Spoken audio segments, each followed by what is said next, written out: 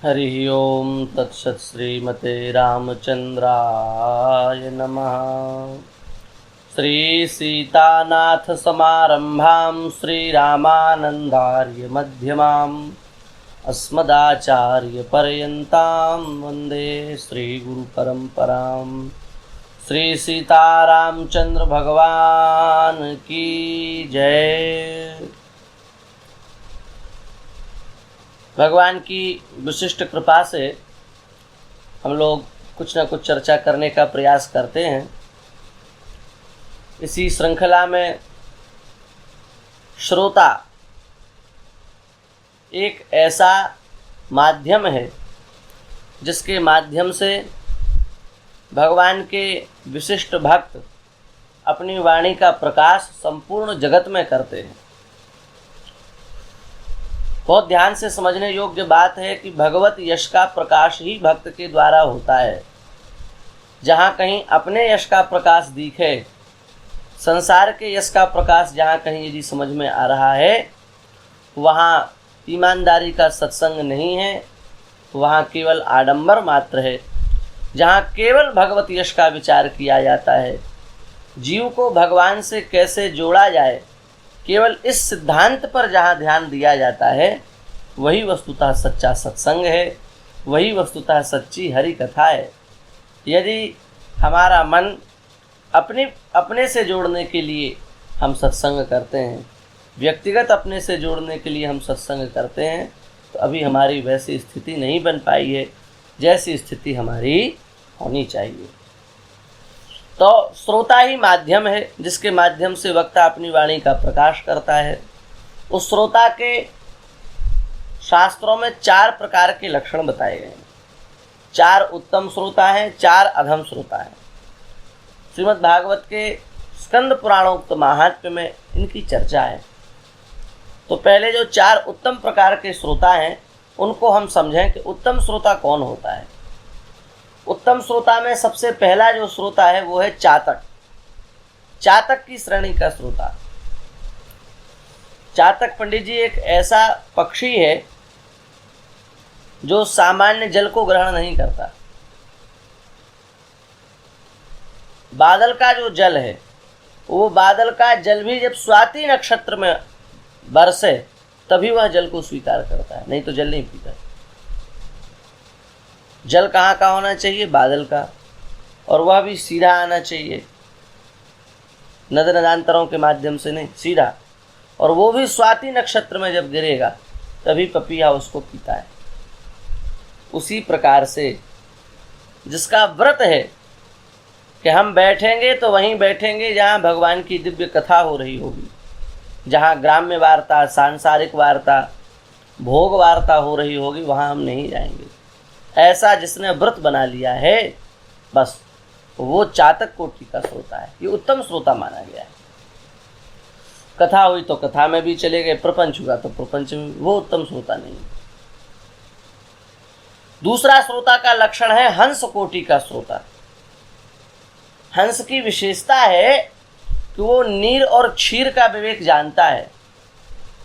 दूध मिला पानी में, दूध में पानी मिला करके हंस को दे दो, अथवा पानी में दूध मिला करके हंस को दे दो, तो हंस दूध को तो पी लेगा, पानी छोड़ देगा। इतना उसमें विवेक होता है। उसी प्रकार से मान लो कदाचित कथा में उदाहरण की दृष्टिकोण से कोई सांसारिक चर्चा आ जाए, तो जो श्रोता उसको अपने मस्तिष्क से निकाल करके और विशुद्ध भगवत रस को अपने अंतःकरण में अवस्थित करता है, वो हंस कोटि का श्रोता माना गया है। ये उत्तम प्रकार का श्रोता है। और तीसरे प्रकार का श्रोता है शुक कोटि का श्रोता। शुक तोता, उसकी एक विशेषता है। तोता की विशेषता क्या है? उसको जो कुछ पढ़ा दो वो पढ़ जाएगा और फिर उसको बोलने लगेगा। राम राम बोलना सिखा दो तो राम राम बोलने लगेगा। श्याम श्याम बोलना सिखा दो तो श्याम श्याम बोलना लगेगा। उसी प्रकार से कथा को इतना तन्मय होकर के सुने, इतना तन्मय होकर के सुने कि उसके मस्तिष्क में संपूर्ण कथा अवस्थित हो जाए। अवस्थित ही नहीं हो जाए, यदि कोई पूछे कि आज क्या सुन करके आए हो, तो ज्यों की त्यों संपूर्ण कथा को उतार दे, ज्यों की त्यों संपूर्ण कथा सुना दे, वो शुक कोटि का श्रोता है, बहुत उत्तम कोटि का श्रोता माना गया है। और चौथा होता है मीन कोटि का श्रोता। मीन का क्या स्वभाव है? जल से करमठ अमृत में राखे, मीन तहाँ मुरझावे, ऐसे हरिजन हरि सो राते। ये सिद्धांत है। मछली को अमृत के घड़े में ही क्यों न डाल दो, वो मर जाएगी, और जल में डाल दो, आनंद से रहेगी। जल में रहने का उसका व्रत है। उसी प्रकार से जो वक्ता, जो श्रोता भगवत कथा सुनने का व्रत ले लेता है, स्वीकार कर लेता है कि कथा तो भगवान की ही सुनना है और कोई हम बात नहीं सुनेंगे, ऐसा जो व्रत ले लेता है, वो मीन कोटि का श्रोता माना गया। तो ये जो 4 प्रकार के श्रोता हैं, ये उत्तम श्रोता माने गए। हमको प्रयास करना चाहिए चातक, हंस, शुक, मीन, हम जिस प्रकार के भी श्रोता बन सके, हमें इनमें से किसी न किसी प्रकार का श्रोता बनने का प्रयास करना चाहिए। ये उत्तम श्रोता का लक्षण है। और 4 प्रकार के महाराज श्रोता अधम श्रोता माने गए हैं, इनकी प्रशंसा नहीं की गई। कौन से अधम श्रोता हैं? तो सबसे पहला जो अधम श्रोता है वो माना गया है वृक को। वृक माने भेड़िया। जंगल में सुंदर वंशी का वादन हो रहा है, हिरण कान उठा करके, आंख बंद करके उस सुंदर वंशी की ध्वनि को सुन रहा है। शब्द प्रिय होता है हिरण, सुनने का उसको बहुत रस होता है। कोई बढ़िया वाद्य बजे तो वो निश्चिंत होकर सुनता है। वंशी बज रही थी, मृग सुन रहा है, और उसी समय भेड़िए ने अपना राग प्रलाप करना चालू किया, भैरवी राग गाना चालू किया भेड़िए ने। अब पूरा उसका दिमाग खराब हो गया, वो चला गया चुपचाप। उसी प्रकार से भगवान का सुंदर यश वक्ता महानुभाव निस्तृत कर रहे हैं, समस्त श्रोता उसमें डूबे हैं, और उसमें से एक महानुभाव ऐसे हैं जो बात कर रहे हैं वहाँ बैठ करके, और सुनाओ तुम कैसे हो, कहाँ से आए, कब आए, कितने देर पहले आए, मैं तो अभी अभी आया, रिक्शा नहीं मिला, टेम्पू से आया। ऐसी जो कथा के बीच में चर्चा करते हैं, उन श्रोताओं को आचार्य चरण कह रहे हैं कि भेड़िया कोटि के श्रोता हैं, वृक कोटि के श्रोता हैं, उत्तम श्रोता नहीं है, विक्षेप कर रहे हैं। ऐसा श्रोता नहीं बनना चाहिए पंडित जी। दूसरा श्रोता है भूरुंड नाम का श्रोता। भूरुंड नाम का एक पक्षी है जो पर्वत श्रृंखलाओं में पाया जाता है। इस पक्षी की विशेषता ये है कि ये सुनता है, सुनकर के ज्यों का त्यों बोल भी देता है, पर अपने जीवन में कुछ नहीं उतारता। कुछ नहीं उतारता की बात तो बहुत दूर है, जो बोलता है उससे ठीक उल्टा आचरण करता है। सबको कहेगा रात में नहीं खाना चाहिए, खुद रात में ही खाएगा। तो उसी प्रकार से जो श्रोता कथा तो सुनते हैं, सुनकर के दूसरों को सुना भी देते हैं, पर अपने जीवन में कुछ नहीं उतारते, केवल सुनने सुनाने के लिए ही उनकी कथा होती है। वे श्रोता भी उत्तम कोटि के श्रोता नहीं हैं। उन श्रोताओं को भूरुंड कोटि का श्रोता माना गया है। और तीसरे श्रोता हैं उष्ट्र कोटि के श्रोता। ऊंट,